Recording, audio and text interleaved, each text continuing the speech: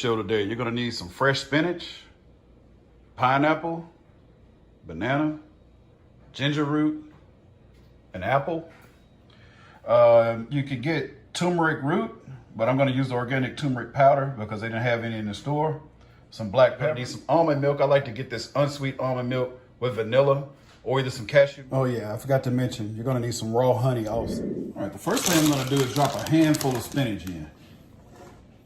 And I like to break that sucker in half and throw it in. Peel your apple. Have a knob of ginger root. If you're not sure what a knob is, it's like 2 inches been peeled.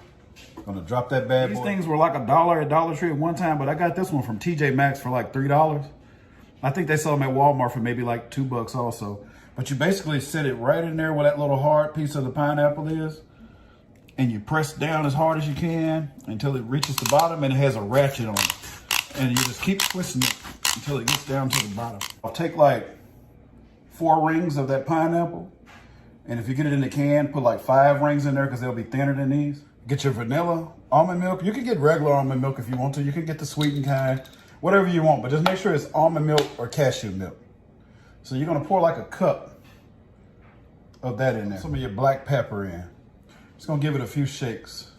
Turmeric root, you can get this from Walmart. Should be enough for a knob.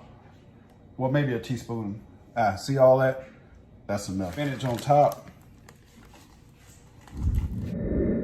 Now it's time to add about that much of your honey in. You wanna do like 1/4 of a cup to 1/2 of it. Tell you what, let me finish that and I'll be back. Top off and kind of shake that around in there a little bit. Work it around to make sure it's getting everything.